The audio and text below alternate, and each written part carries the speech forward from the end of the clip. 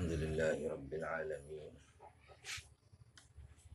Wa sallallahu ala nabiyyi Muhammadin wa ala alihi wa sahbihi ajma'in. Allahumma rzuqna fahman nabiyyin wa hifdhan mursalin wa ilhamal malaikatil muqarrabin.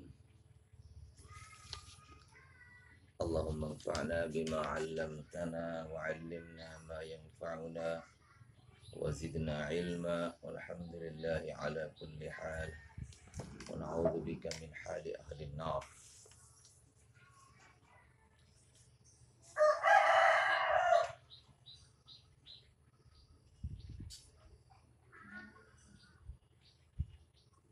Sampai mana dah soalan? Sambung dari mana? Wa kadzalika ar-rusul la taqdir. Wa sa'altuka bima ya'murukum. Situ kah? Ya. Wa sa'altuka hal yaghdiru. Wa sa'altuka hal yaghdiru. Kata Maharaja Heraklius, aku tanya kamu tadi, adakah baginda mengkhianati perjanjian? Fazakarta Allah, kamu sebut bahawa baginda tidak mengkhianati. Wa kadzalika ar-rusulu la taghdiru. Demikianlah adat ataupun kebiasaan para rasul, kelaziman para rasul, bahawa mereka tidak mengkhianati perjanjian. Sebab khianat ni, siapa yang buat khianat? Orang yang ada kepentingan. Macam Zulaikha mengkhianati suaminya, menggoda Nabi Yusuf. Sebab apa? Dia khianat, dia ada satu kepentingan. Dia ada suatu kehendak diri dia, yang mana dia rasa tak dapat tunai kehendak tu, melainkan dengan buat khianat. Maka dia buat khianat. Allah kata, wallahu la yahdi kaidal khaidin. Allah tidak pimpin tipu helah yang dibuat oleh orang-orang yang nak khianat. Jadi sebab itu para rasul, mereka ni orang yang tak ada kepentingan peribadi. Mereka ikhlas dalam segala tindakan mereka, perjanjian yang mereka buat, dan semua sekali tindakan para rasul adalah berasaskan ikhlas. Ikhlas, yakni semata-mata nak Allah, nak redha Allah Subhanahu Wa Taala. Sebab itu tidak berlaku khianat. Khianat ni dibuat oleh orang yang tidak ikhlas. Orang yang ada kepentingan, ada udang balik mi, ada udang balik batu, dia akan khianat.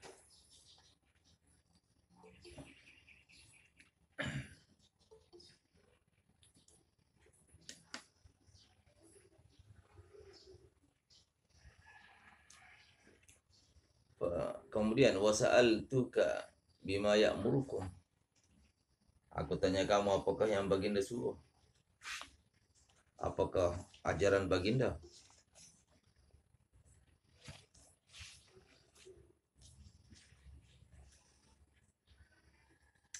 Pada kata kamu nyatakan bahawa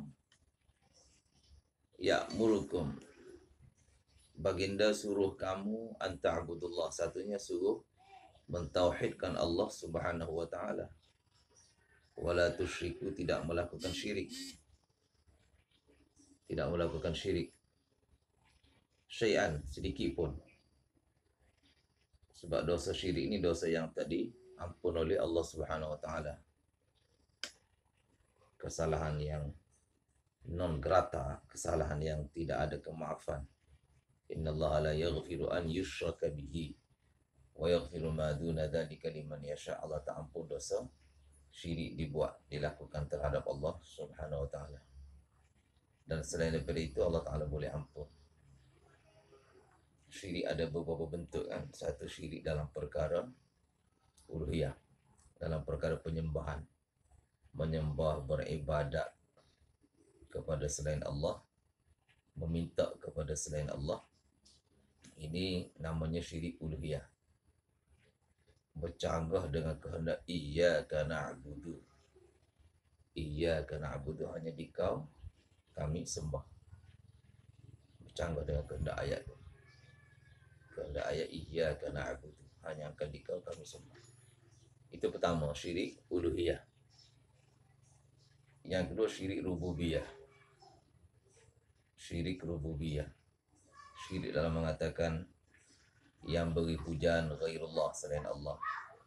Mengatakan memberi rezeki selain Allah. Beri anak selain Allah.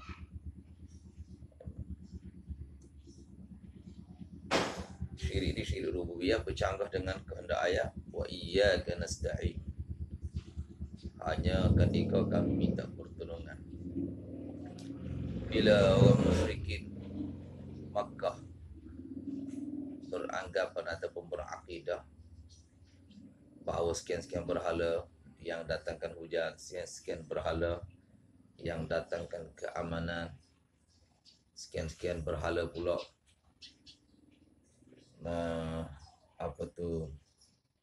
memberi rezeki, sekian-sekian berhala memberi keuntungan dan sebagainya, maka mereka mula menyembah berhala-berhala tadi, minta pertolongan daripada berhala tadi. Itu contoh syirik dalam rububiyah. Rububiyah ni maknanya memelihara makhluk ni. Mengatakan ada ghairullah, ada selain Allah yang memelihara makhluk, yang memelihara alam ini.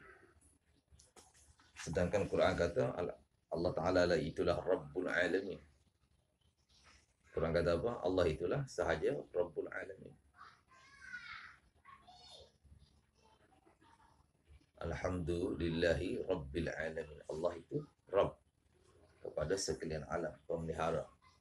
Tidak ada ghairullah yang menjadi Rabb kepada semua alam ini. Itu tauhid rububiyah. Yang ketiga, tauhid juga berlaku, syirik juga berlaku. Syirik juga berlaku dalam sannul qawanin, buat peraturan, buat undang-undang, buat peraturan hidup. Yang Quran kata ittakhadhu ahbarahum wa rubbanahum arbaban min dunillah. Orang Yahudi dan orang Kristian, mereka menjadikan pendeta mereka, ulama mereka sebagai arbab, sebagai Tuhan selain daripada Allah Subhanahu wa taala, arbaban min dunillah. Yani dalam perkara pesanul qawanin, buat peraturan. Sanul qawanin yani buat undang-undang.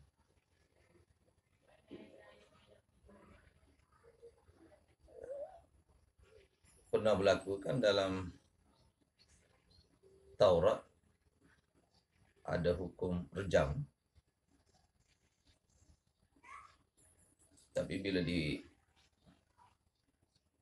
difatwakan oleh pendeta mereka bahawa tak ada rejam, itu yang mereka pegang.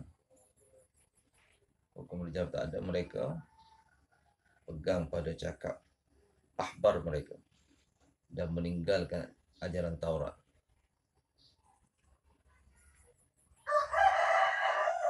Itu contoh syirik dalam apa?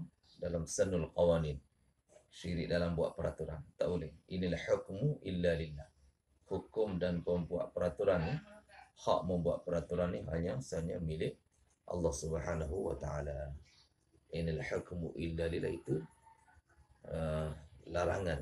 Ayat itu ialah apa dia? Larangan daripada syirik. Syirik dalam sannul qawanin. Sannu makna membuat, menggubal. Al-qawanin, undang-undang ataupun peraturan. Nak gubal undang-undang, nak gubal peraturan hanya hak Allah Subhanahu wa taala. Sebab Allah yang tahu, yang lebih tahu. Antum a'lamu amillah. Kamu lebih tahu ke ataupun Allah yang lebih tahu? Jawapannya Allah lebih tahu. Allah lebih tahu apakah peraturan hidup undang-undang yang sesuai bagi manusia.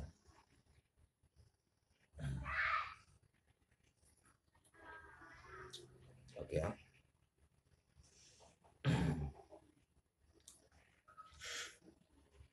Manusia bila buat peraturan, dalam banyak keadaan manusia ikut selera mereka, ikut kesukaan mereka.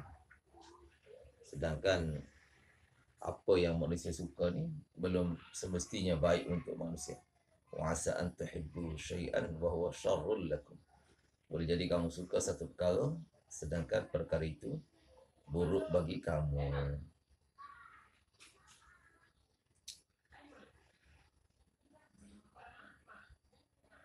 Tiga perkara di sini kan Nabi, selain daripada tauhid, selain daripada Nabi suruh tauhid, Nabi suruh tiga perkara dinyatakan oleh Abu Sufyan di sini, iaitu as-salah was-sidqi wal-afaf. As-salah, sembahyang, was-sidqi, bercakap benar, wal-afaf, menghindari perkara-perkara jelek seperti zina, perkara-perkara yang keji. Ifah ni maknanya menyucikan hati dan jiwa raga daripada kemaksiatan. Menyucikan jiwa raga dan hati sanubari daripada perkara-perkara yang merupakan kemaksiatan kepada Allah Subhanahu wa taala. Perkara-perkara noda, mensucikan hati daripada perkara-perkara noda. Itu makna afaf.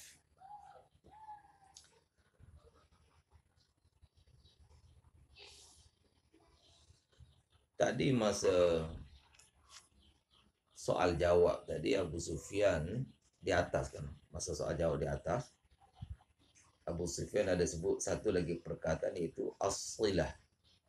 Silah bermakna silaturrahim. Silah dengan mana apa? Silaturrahim. Kenapa sini sebut tiga je? Di atas Abu Sufyan kata wa ya'muruna bis-salati was-sidqi wal-afafi was-silati. Was-silati tu ada satu lagi. Baginda suruh kami sembahyang, bercakap benar, menyucikan batin, fikiran, hati daripada noda, was-silati, dan menghubungkan silaturrahim. Menghubungkan silaturrahim. Empat perkara disebut di atas. Di sini tiga je. Sini Heraklius ulang balik tiga saja. Ya'murukum bis-salati was-sidqi wal-afafi. Wasilati gimana? Satu jawapannya, ini berlaku kerana tasarruf ar-ruwati. Tasarruf, tindak tanduk para perawi. Yang kedua, ini silah ni dia sudah masuk dalam as-sidqi wal-afaf. Silaturrahim sudah masuk dalam perkataan as-sidqi, sebab bila silaturrahim mesti cakap benar. Tidak tercapai silaturrahim kalau tipu. Cakap dengan adik-beradik tipu, cakap dengan mak saudara, pak saudara kelentong, itu tak akan jadi silaturrahim. Sebaliknya akan jadi perbalahan. Akan jadi perbalahan, tak jadi silaturrahim. Sama juga kalau afaf, jiwa dia itu tak bersih, tak akan jadi. Jiwa dia sentiasa nak mencari-cari apa nama ni, kepentingan, mencari-cari peluang untuk dapat sesuatu, maka dia tidak akan, dengan tidak ada afaf begitu, tak akan dapat jaga silaturrahim. Okey, tak akan dapat jaga silaturrahim. Bahkan akan putus silaturrahim. Dengan tidak ada afaf, tidak ada jiwa bersih. Ya. Akan putus silaturrahim. Pergi rumah abang, duk mengintai isteri abang. Contohlah, abang punya isteri dia muda pula, duk mengintai, mana tidak ada iffah, tidak ada kesucian jiwa. Maka sedar-sedar abang dah tumbuk dia. Dan contohlah tu, silaturahim dah terputus lah, terapak silaturahim. Sebab apa? Tidak ada iffah. Jadi mana silah tak disebut kerana apa? Sudah masuk dalam perkataan as-sidqi dan al-afaf. Fa in kana ma taqulu haqqan, fa in kana, jika adalah ma taqulu, apa yang kamu laporkan ini, kira-kira kata kepada Abu Sufyan, sekiranya apa yang kamu laporkan ini benar, fasayamliku, baginda akan menguasai maudhi'a qadamayya, tempat kaki aku ini, hata ini, sekarang ini, kaki aku, dua kaki aku. Maknanya bumi yang aku kuasai sekarang ni akan jatuh ke tangan baginda. Sesuai dengan ayat awalam yarau anna na'til arda nanqusuha min atrafiha. Kami datang kepada bumi orang kafir, kami yang tentera Allah, junudullah, tentera Allah datang ke bumi orang kafir, na'til arda nanqusuha, lalu dengan itu Allah Ta'ala mengurangi. Allah Ta'ala tarik sikit-sikit bumi orang kafir ni, beri kepada Nabi SAW. Ini yang dimaksudkan oleh Heraklius, saya memiliki, baginda akan menguasai maudhi'a, bumi tempat aku pijak sekarang ni akan jatuh ke tangan baginda. Wa qad kuntu a'lamu annahu kharijun, aku sudah meyakini baginda akan keluar. Nabi akhir zaman ni akan muncul dalam waktu terdekat ni. Aku tahu daripada mana? Daripada kutub samawiyah, kutub sabiqah, kitab-kitab terdahulu, kitab dari langit seperti Injil telah meramalkan, membuat ramalan. Urdu kata peshengui. Peshengui ni maknanya ramalan. Tanabbu'at. Kitab-kitab terdahulu telah buat tanabbu'at, ramalan bahawa akan zahir dalam masa terdekat ni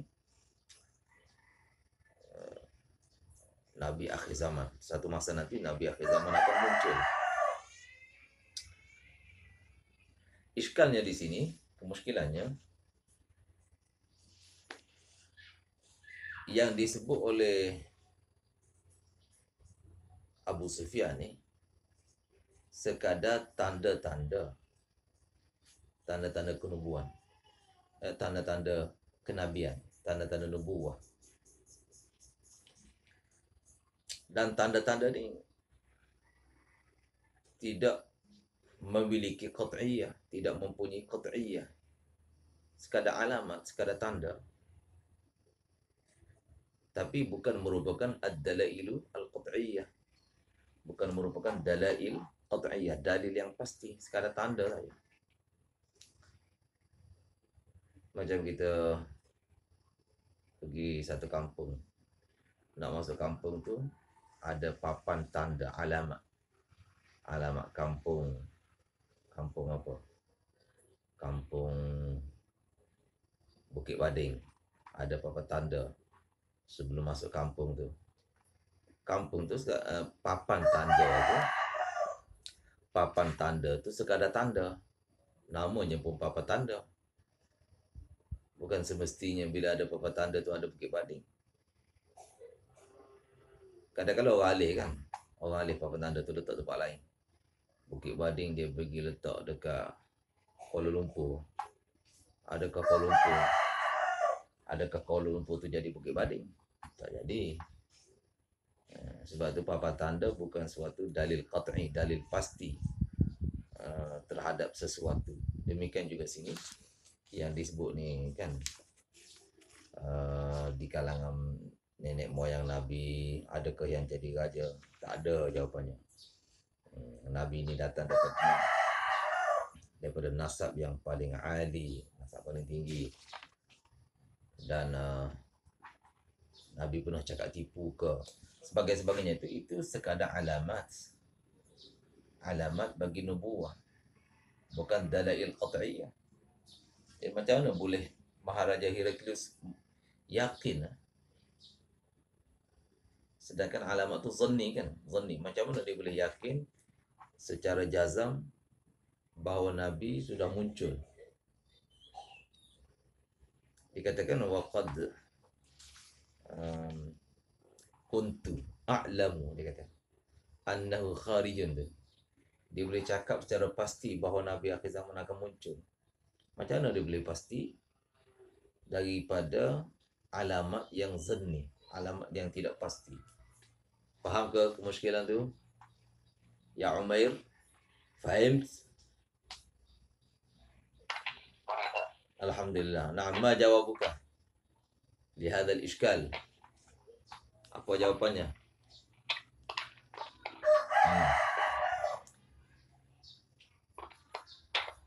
Ya. Jawapannya mudah aja. Alamat yang zanniyah ni boleh jadi dalail qat'iyah atas qarinah-qarinah tertentu. Kan di sini qarinahnya apa? Qarinahnya ialah kutub sabiqah. Maknanya Heraklius memperolehi alamat tadi daripada kutub sabiqah, kitab-kitab yang terdahulu. Kutub sabiqah yang mana merupakan kutub samawiyah, kitab yang datang dari langit, yang mana merupakan wahyu ilahi pada asalnya, walaupun sudah ditahrif, sudah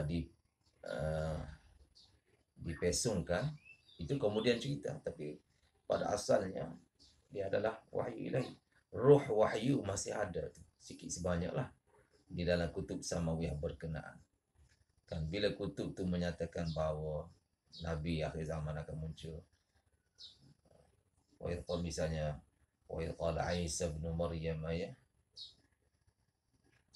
Bani Israila inni Rasulullah ilaikum musaddiqan lima bayna yadayya min at-taurati wa mubashiran bi rasulin ya'ti min ba'di ismuhu Ahmad.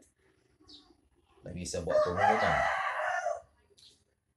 buat pengumuman di kalangan Bani Israel, ini Rasulullah ilaikum, aku Rasul Allah kepada kamu, musaddiqan lima baina yadayya min at-taurati, sambil aku membenarkan kitab yang datang sebelumku, itu kitab Taurat. Wa mubashiran, dan aku sambil itu aku juga memberi berita gembira tentang Rasul yang akan datang selepas aku. Mubashiran bi rasulin ya'ti min ba'di, datang selepas aku. Ismuhu Ahmad, namanya Ahmad, yaitu Nabi Muhammad sallallahu alaihi wasallam. Jadi adanya alamat-alamat tadi disebut, alamat-alamat nubuah tadi disebut dengan berpandukan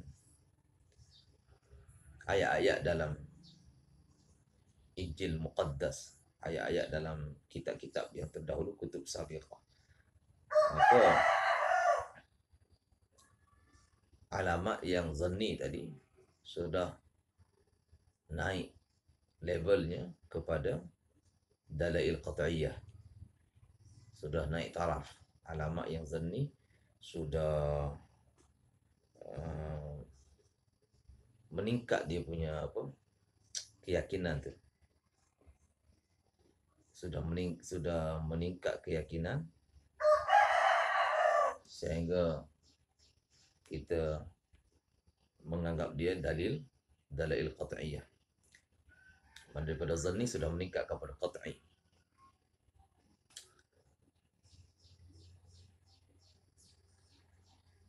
Kemudian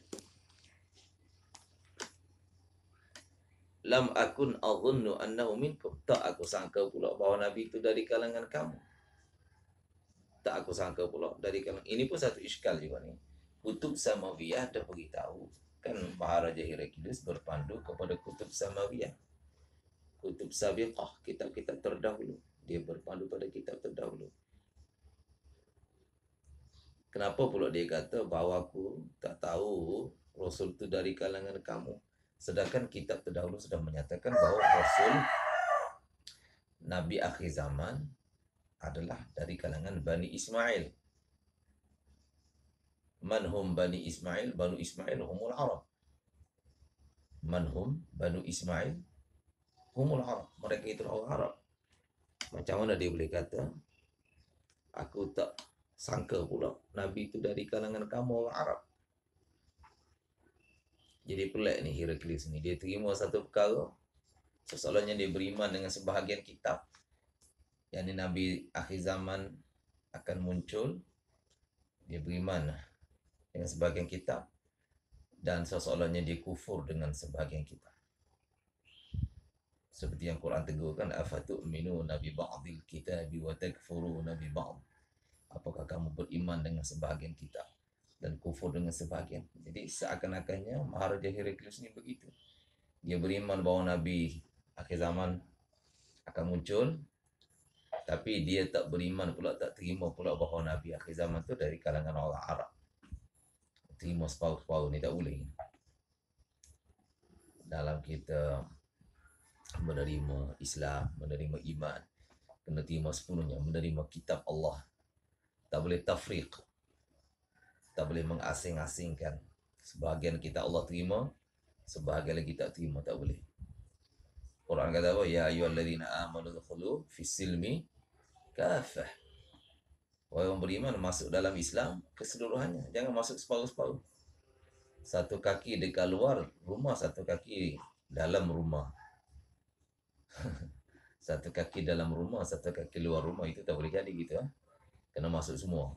Udkhulu fis silmi kafah. Jadi pelik ni Heraklius. Macam mana boleh dia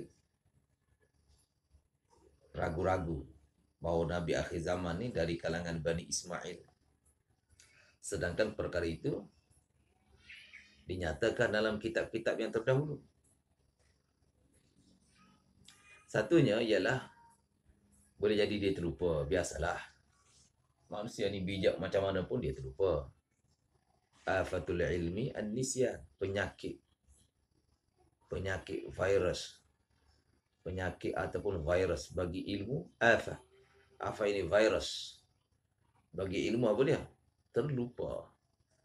Afatul ilmi an-nisyan, virus bagi ilmu, virus yang merosakkan ilmu ialah keterlupaan, lupa.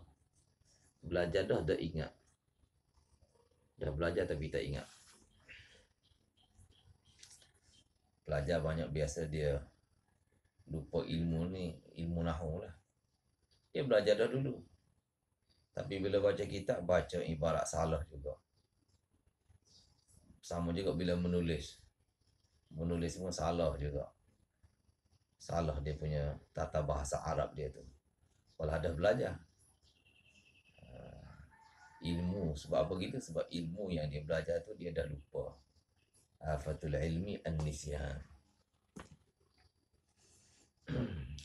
Sebab tu ada tip-tip kan dinyatakan oleh ulama. Tip supaya tak lupa. Antaranya apa? Jaga mata kan. Jaga mata. Jangan tengok maksiat. Itu di antaranya. Tip supaya tak lupa. Jaga makanan. Ya. Ya, apa dia? Dan sebelum Nabi Muhammad lahir kan, orang Israel kan kumpul ramai-ramai kan. Dia kata dia rasa Nabi akan lahir daripada kalangan mereka kan.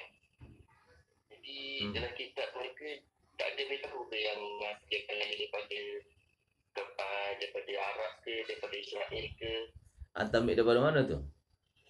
Yang mereka berkumpul, mereka sekata bahawa Nabi akhir zaman dari kalangan Yahudi, dari kalangan mereka. Dalam kitab mana tu anda tengok? Satu pernah dengar sebelum ni, satu yang video Nabi Muhammad tu. Pernah Yang pernah baru dengar dipasang. dengar tu dekat mana? Satu kalau dengar dekat mana? Yang kedua ada kata video. Video apa tu? Video Masa Nabi. lepas periksa tu, masa lepas periksa dia pasang video pasal kisah Nabi Muhammad tu. Dia orang Israel kumpul ramai-ramai, tapi dia orang tunggulah kelahiran dalam Nabi dia orang, dalam kalangan dia orang, tapi tak keluar-keluar. Video tu siapa yang buat? Oh, dia. Video tu boleh dipercayai ke? Video ni banyak juga video.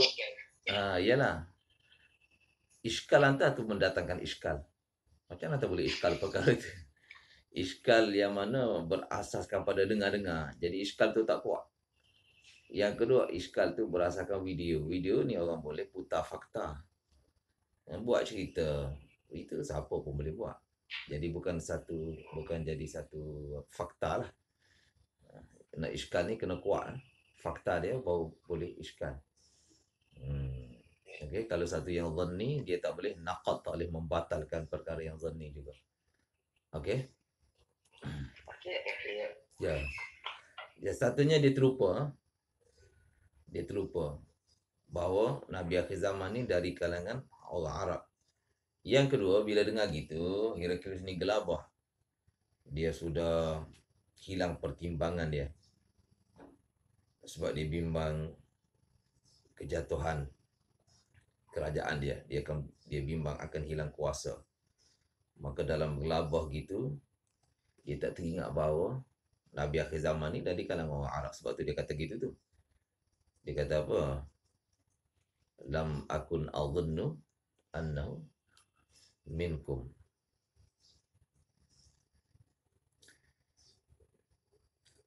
Apa qarinah yang kata dia sudah hilang pertimbangan ni?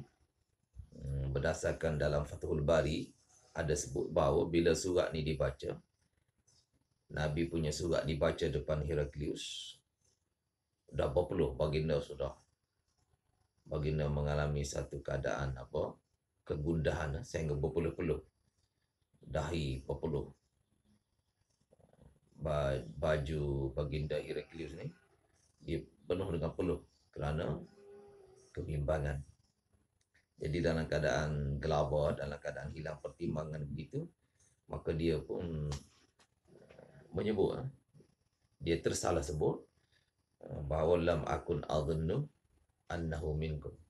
Tak aku sangka pula dia dari kalangan kamu. Walhal dia sudah baca dalam kitab-kitab yang terdahulu. Falau anni a'lamu anni, kalau aku tahu bahawa aku akhlusu ilahi, dapat sampai kepadanya, la tajashamtu, nescaya aku akan menanggung segala kepayahan liqa'ahu, untuk bertemu dengan Nabi. Ini satu kepelekan lah. Macam mana Maharaja yang besar, Maharaja Heraklius, tak perasan jaminan yang Nabi sebut dalam surat tu, aslim taslam. Aslim taslam. Kamu masuk Islam, kamu akan selamat. Maknanya dunia kamu pun selamat, akhirat kamu pun selamat. Sini Maharaja Heraklius bimbang kalau dia masuk Islam, dia tak akan dapat keluar dari negeri dia untuk sampai ke Madinah, untuk sampai kepada Nabi. Tentera dia akan kejar dia. Tentera dia akan segera tahu dia sedang meninggalkan istana, dan tentera dia akan kejar dia, akan bunuh dia. Dia buat segitu. Sebab tu dia kata, kalaulah aku yakin dapat sampai, saya aku akan tanggung segala masyakkah, perjalanan, menempuhi hutan belantara, menempuhi padang pasir, Sahara dan sebagainya. Aku akan tanggung untuk sampai kepada Nabi. Kalau aku tahu dapat lepas. Tapi aku tak yakin dapat lepas. Keluar je daripada istana, tentera akan dapat mengesan ketiadaan aku. Mereka akan kejar aku, akan cari dan akan bunuh aku. Jadi tidak perasan Maharaja Heraklius tak perasan bahawa Nabi telah beri jaminan dalam surat tu, aslim taslam. Jaminan Nabi juga jaminan Allah Subhanahu Wa Taala. Sebab Nabi SAW mewakili Allah Subhanahu Wa Taala, wakil bagi Allah. duta Allah Subhanahu wa taala. Apa cakap duta? Adalah cakap kerajaan yang menjadi apa, background, menjadi background kepada duta tu. Apa kekuatan yang ada pada sesuatu kerajaan, kekuatan yang sama bersama dengan duta kerajaan itu. Boleh faham? Jadi bila Nabi jamin, bermakna Allah dah jamin. Allah jamin, aslim taslam. Kamu masuk Islam, pasti kamu akan selamat. Dia tak perasan tu.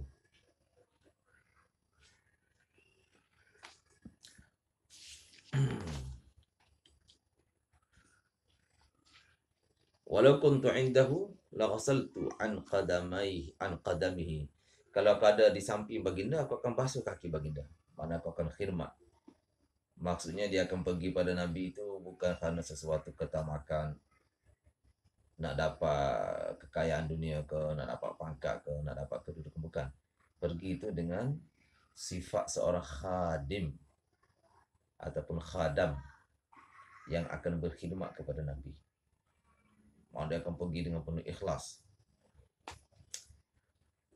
Jadi kenyataan dia ni menimbulkan